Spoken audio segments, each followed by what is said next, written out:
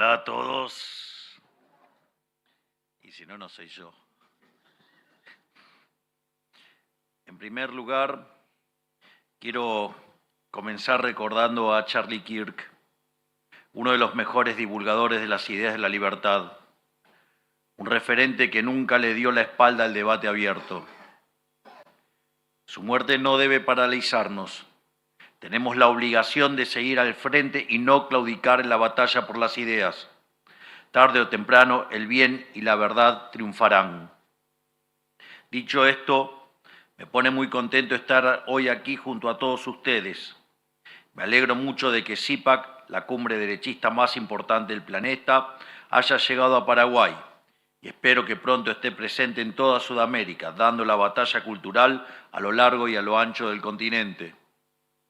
En Argentina comenzamos a celebrar la cumbre de CIPAC desde el año pasado, en una jornada verdaderamente histórica para las ideas de la libertad de nuestro país y que esperamos con ansias poder repetir o incluso superar.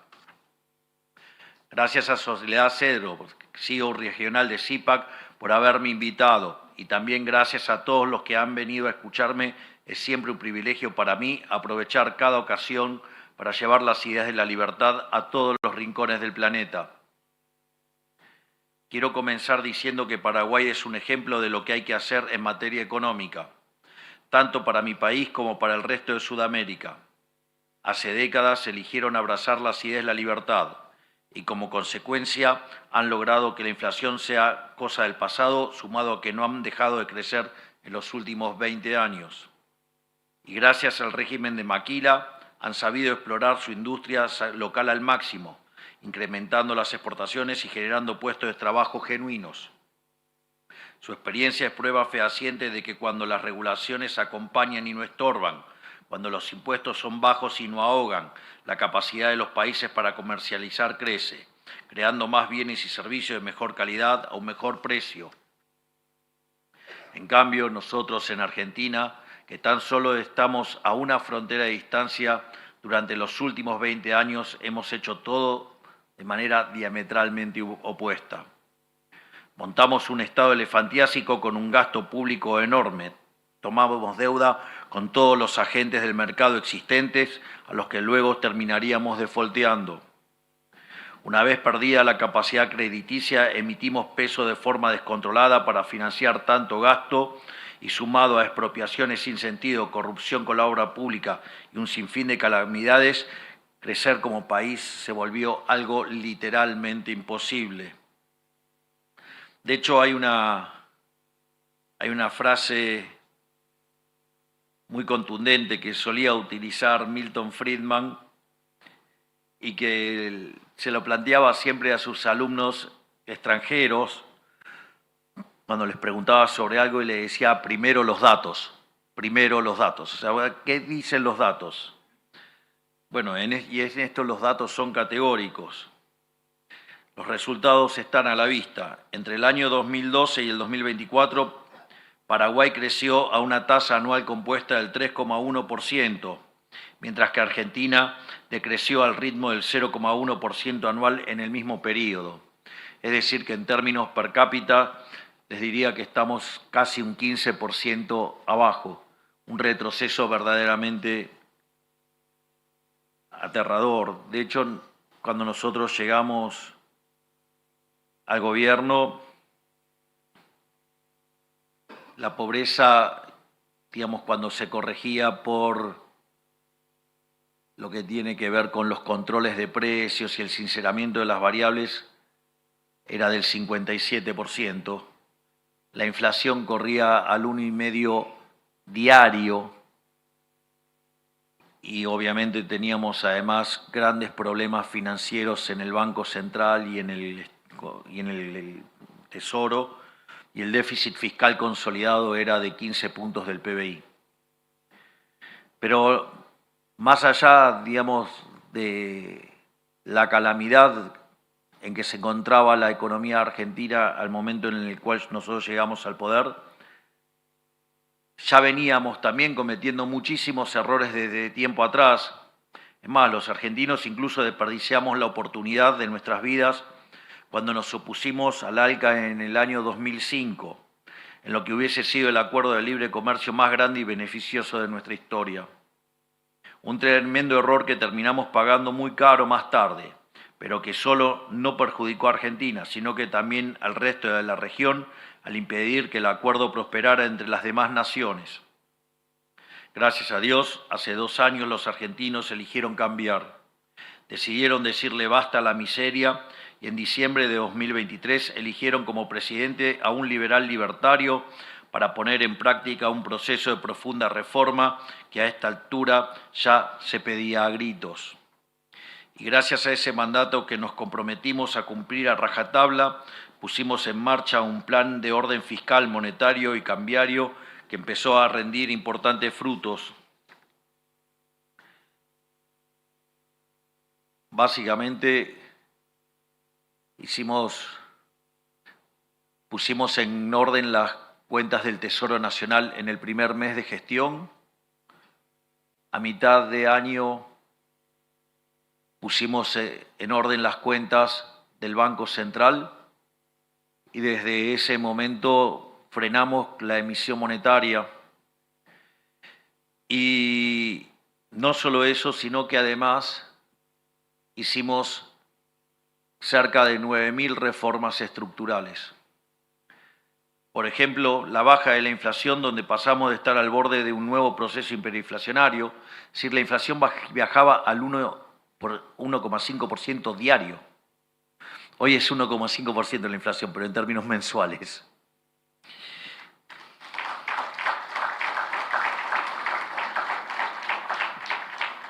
Y esto permitió que deje de ser un flagelo para la Argentina. Hay que tener en cuenta que el impuesto inflacionario es uno de los impuestos más regresivos que existen y eso, por ejemplo, nos permitió la baja de la inflación, los mecanismos de contención social del Ministerio de Capital Humano y la recuperación de la economía, con lo que tuvo aparejado en términos de mejora de salarios reales. En este lapso que nosotros llevamos en el gobierno, la pobreza pasó del 57% al 30%, es decir, 12 millones de argentinos salieron de la pobreza.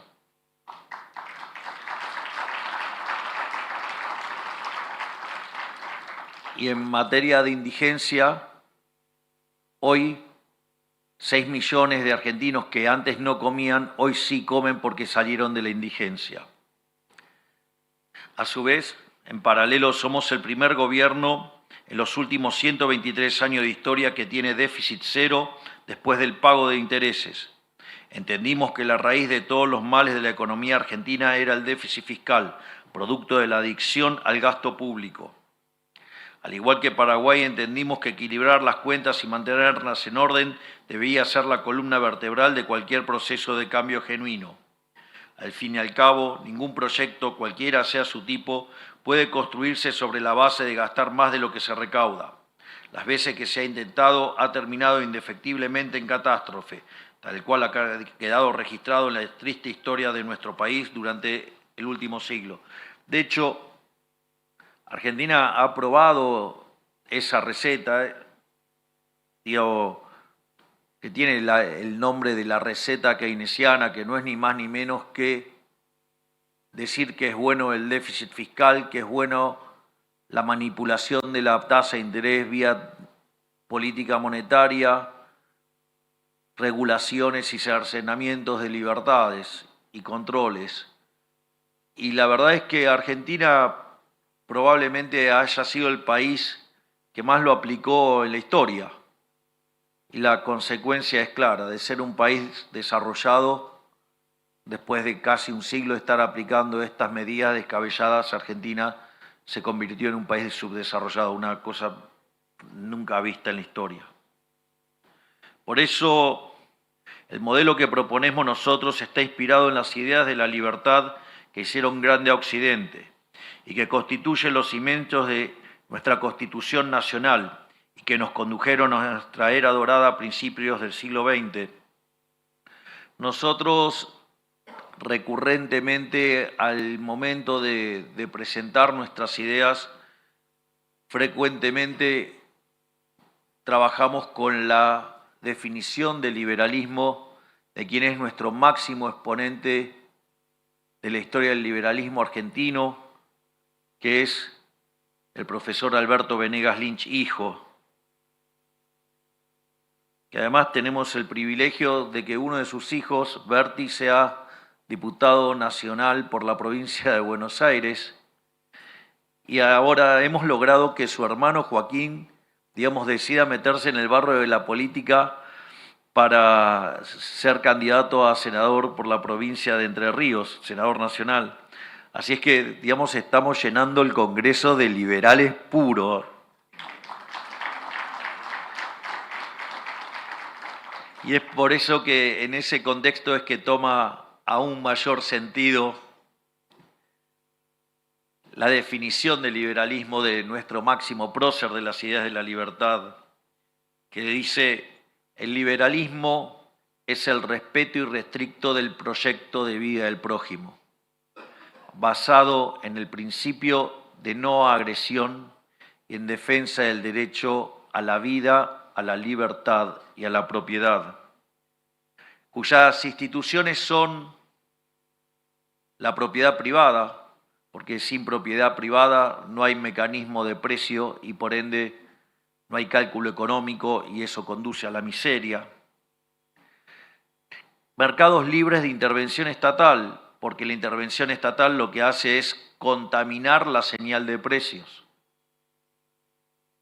Mercados competitivos, pero entendido no en la interpretación neoclásica de la competencia perfecta, sino mercados competitivos entendido bajo la lógica de Baumol, Panzer y Willig, digamos que es la idea de los mercados disputables o mercados desafiables. En inglés es contestable markets. Y que, digamos, mapea muy bien con la idea de los austríacos en términos de competencia. A su vez, digamos, como admitimos que los seres humanos, gracias a Dios, somos todos distintos, esto favorece la división del trabajo, y la división del trabajo conduce a la cooperación social y a la prosperidad. Porque además,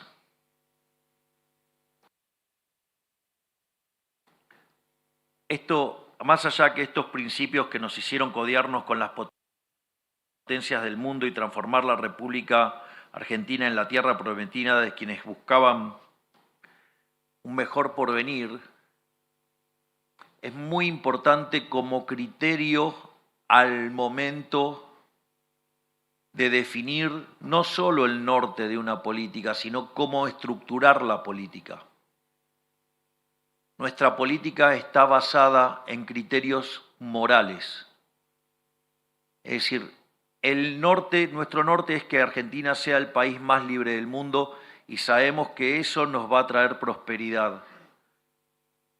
Pero hasta ahí, digamos, es como pareciera muy abstracto. Y en realidad lo que cuenta al momento de tomar las decisiones es trabajar con un marco moral. Porque cuando ustedes plantean las cuestiones en términos morales, no hay lugares para grises. Las cosas que están bien, y las cosas que están mal. Lo voy a hacer con, perdón que sea autorreferencial, pero es para mostrar cómo nosotros tomamos decisiones con criterios morales. Nosotros cuando recibimos el gobierno, el Banco Central generaba un déficit cuasi fiscal de 10 puntos del PBI, eso generaba inflación, eso generaba inestabilidad macroeconómica y Argentina como consecuencia de ello tenía un cepo cambiario, es decir, no era posible hacer transacciones en moneda extranjera libremente, sin que fuera perseguido brutalmente por el aparato represivo del Estado. De hecho, están las imágenes digamos, del año 2023, gente que se les llama arbolitos, que hacen compra y venta de divisas en la calle y eran perseguidos por la policía. Y la realidad es que esos controles de cambio son verdaderamente siniestros, porque en primer lugar, si uno se gana su dinero de manera honesta, ¿qué potestad o qué facultad tiene un funcionario en decir en qué lo puede gastar o no uno? O sea, uno podría gastar el fruto de su trabajo en lo que le dé la gana mientras que sea legal. Ese es el primer punto. El segundo punto es que, dada la depreciación que se llevaba sistemáticamente la moneda, era una destrucción de riqueza feroz, porque fíjense que si alguien en el año 2001 tenía $1.000, digamos, si quieren hacerlo al precio de hoy, si tenía $1.400 y 1.400 pesos, si se quedó con los $1.400, tiene $1.400. Ahora si se quedó con los pesos, hoy tendría $1. Consecuentemente, eso significa que implicaría también una pérdida de riqueza enorme y por ende una pérdida de bienestar enorme. Además, los controles se ponen para fijar un precio artificialmente bajo y eso básicamente lo que genera es un exceso de demanda de divisas. Y la contracara de ese exceso de demanda de divisas es un exceso de oferta en el resto de la economía, ya sea un exceso de oferta en el mercado de bonos que deriva en que el precio de los bonos sea muy bajo y por ende la tasa de interés muy alta y por ende el riesgo país muy alto. De hecho, cuando nosotros ganamos las elecciones, el riesgo país estaba en los 3.000 puntos básicos. Ahora esas altas tasas de interés genera descoordinación, es decir, el riesgo país genera descoordinación intertemporal entre ahorro e inversión y eso hace que caiga tanto el consumo como la inversión y por ende hunde la actividad económica. Al hundirse la actividad económica se retrae la demanda de trabajo. Al retraerse la demanda de trabajo, los salarios o son licuados por la inflación o son atacados por el desempleo o alguna combinación de ambos. De hecho, digamos, los salarios en Argentina cuando nosotros llegamos estaban en torno a los $300, hoy están en torno a los $1.100, $1.200. Por otra parte, esa situación lo que hace es que se genere pobreza y de hecho cuando se sinceraban las variables, se pasaba de la frecuencia semestral a mensual y además se sinceraban los precios porque había controles de precios, la verdadera pobreza que nosotros heredamos era del 57%, es decir, una verdadera catástrofe. Por lo tanto, para nosotros era fundamental sanear el balance del Banco Central y liberalizar el mercado de cambios. Digamos, entonces frenamos con la emisión monetaria a mitad del año 2024 y después, en un programa inédito con el Fondo Monetario Internacional, procedimos a sanear el activo del Banco Central, porque básicamente lo que se hacía en Argentina es que los distintos gobiernos colocaban letras intransferibles en el Banco Central, títulos que no tenían valor de mercado y se llevaban los dólares y por lo tanto dejaban sin respaldo básicamente los pesos que andaban dando vuelta, es decir, una suerte de default sobre los pesos. Y eso básicamente técnicamente se resuelve vía mayor inflación, es decir, y eso era lo que pasaba en Argentina. Por lo tanto, no solo que había que cortar con el problema de la emisión, sino que además también no era solo el problema del flujo, sino que también que había que corregir el problema del stock.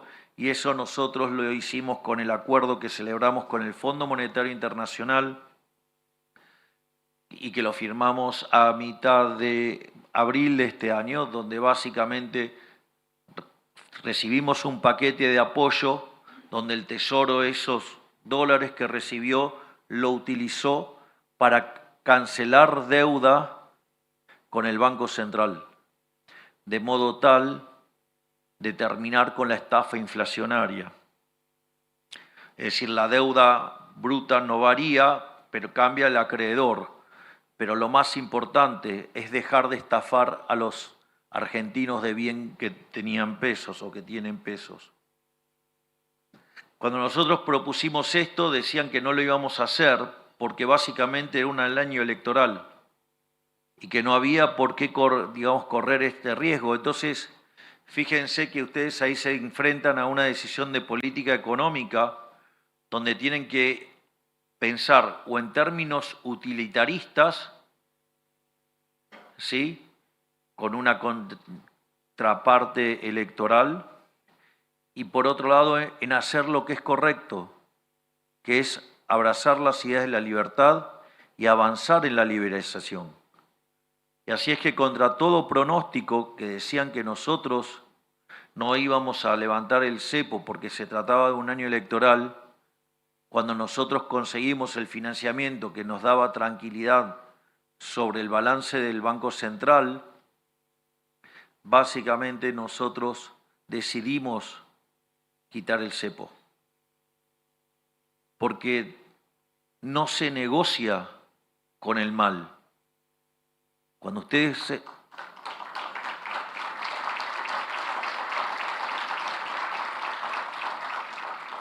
ustedes saben lo que es correcto y lo que está mal. Perdón que estoy desviándome de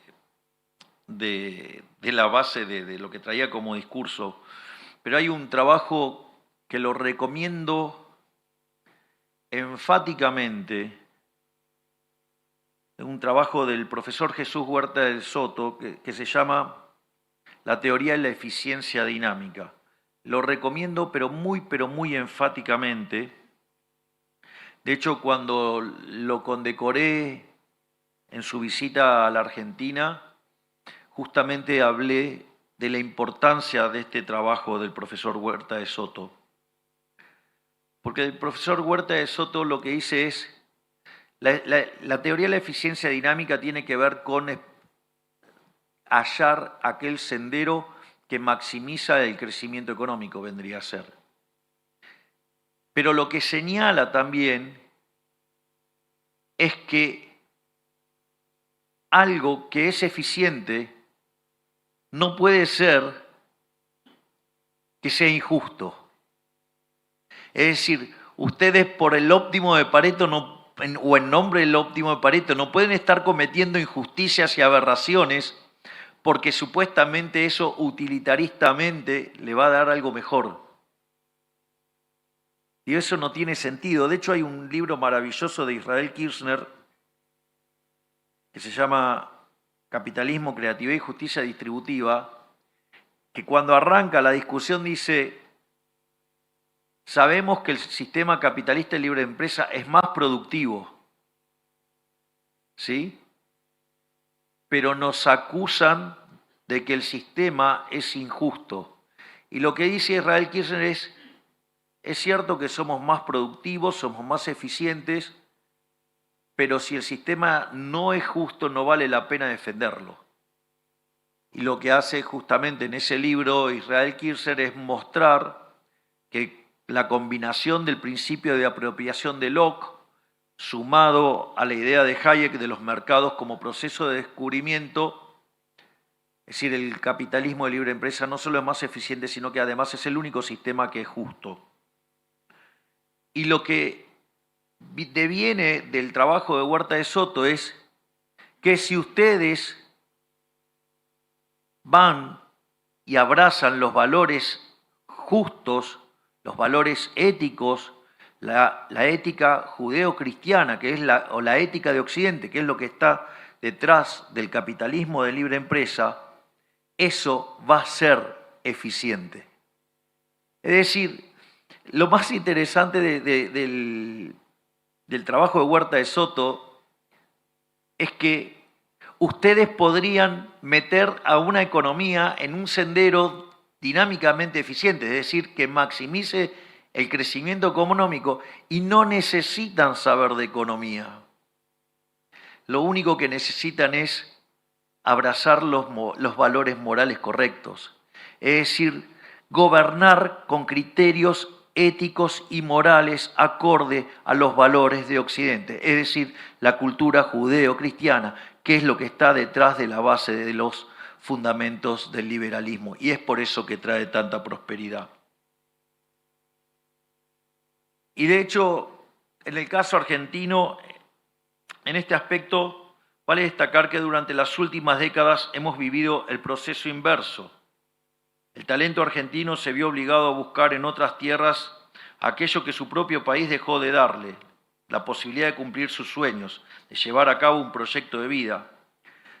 Miren, sin ir más lejos, la idea de la justicia social, ¿no?, que es nuestro modelo antagónico, por decirlo de alguna manera. Y la justicia social en realidad es injusta, porque ¿acaso alguien aquí adentro está a favor del robo? Nadie está a favor del robo. De hecho, uno de los mandamientos dice, no robarás. ¿Sí? Y no solo eso, bueno, también, digamos, a la luz de Charlie Kirk y a la luz del principio de no agresión también es no matarás antes, ¿no? Digo, para que vean qué es lo que está del otro lado. Pero no solo eso, sino que además, ¿quién estaría frente a un trato desigual frente a la ley? Uno de los grandes logros del liberalismo es haber planteado la igualdad ante la ley. Y eso de robarle a uno para darle a otro, la verdad es que eso está mal. Por eso es muy interesante un par de reflexiones que hizo Thomas Sowell al respecto. Dice, la justicia social es envidia más retórica. Y la pregunta que se hace Thomas Sowell es, ¿desde cuándo la envidia dejó de ser un pecado capital para convertirse en una virtud? Porque una de las características que lleva, digamos, la justicia social, que es la política de la envidia, es a la destrucción de una sociedad. Por lo tanto, este tipo de cuestiones son fundamentales al momento de tomar decisiones, porque uno lo lleva a un plano que es ético y moral, y ahí está claro lo que está bien y lo que está mal. No sé, digo, le puedo hacer otro ejemplo, digamos, lo que tiene que ver con nuestra política de seguridad. Y miren, el que las hace las paga. Es decir, y bien que funciona. Entonces, si ustedes se fijan en cada una de nuestras políticas, en el fondo todas tienen un trasfondo ético y moral. Y eso es lo que hace que de la economía hayamos hecho el recorte fiscal más grande de la historia. Y cuando todos pronosticaban una brutal recesión, el PBI entre puntas en la frecuencia mensual creció 6%. En el primer semestre, en promedio, creció 7%. No solo que la inflación bajó del 1,5 diario al 1 mensual, es decir, de venir de niveles que parecía que Argentina iba a entrar en una escalada que podría haber llegado al 17.000, 18.000%, hoy viaja en torno al 20% y esperamos que para el año que viene, a mitad de año, la inflación haya desaparecido. Y en todo ese proceso, 12 millones de argentinos salieron de la pobreza. 6 millones de argentinos empezaron a comer cuando antes no comía. Así es que no es que hemos completado todo, todavía nos falta muchísimo, pero estamos claros que siguiendo los valores éticos y morales correctos, Argentina va a ser grande nuevamente.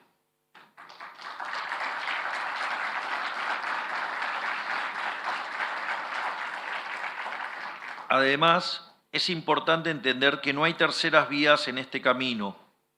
Cualquier opción moderada, entre muchas comillas, es funcional al sistema decadente que con tanto esfuerzo estamos dejando atrás. Esto está en un trabajo maravilloso de Ludwig von Mises que se llama Intervencionismo y el subtítulo es El mito de la tercera vía.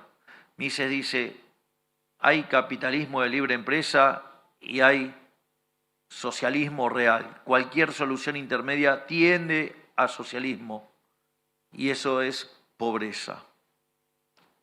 Es decir, esto quiere decir que simplemente que no hay opción moderada entre, por ejemplo, entre el superávit y el déficit. No hay tercera vía entre un Estado abocado a sus funciones esenciales y uno con un número creciente de atribuciones, que hace un montón de cosas y las hace todas mal. Los argentinos ya ensayamos en el pasado cambiar de forma gradual, haciendo concesiones y dejando sin abordar aspectos del pasado que estaban mal. Esa experiencia fracasó y de ello nos tenemos que llevar un aprendizaje. No hay cambio a medias. O hacemos las reformas profundas que se necesitan o nos quedamos a medio camino y nos volvemos a desilusionar.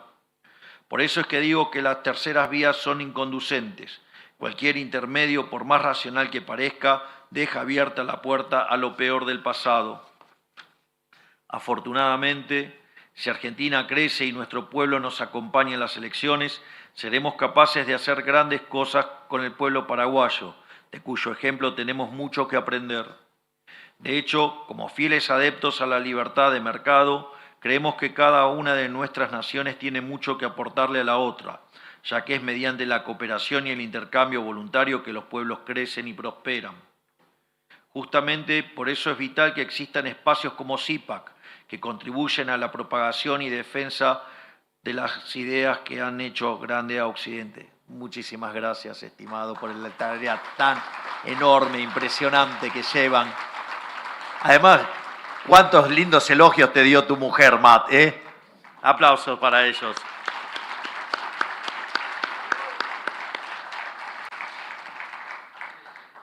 En este sentido, en un contexto de creciente incertidumbre en el mundo libre, nada mejor que apostar al intercambio pacífico de ideas como forma de reconectarnos con el legado de nuestros antepasados, gigantes sobre cuyos hombros estamos parados y de cuyo sacrificio en nombre de la humanidad hoy gozamos innumerables beneficios. Que su coraje e ingenio nos sirvan de guía a quienes queremos, en medio de esta batalla cultural entre el bien y el mal, exaltar los valores que nos hicieron prósperos. Quiero volver a dejar mi recuerdo por Charlie Kirk, darles gracias a todos por estar presentes, que Dios los bendiga a todos, que las fuerzas del cielo nos acompañen y ¡viva la libertad, carajo!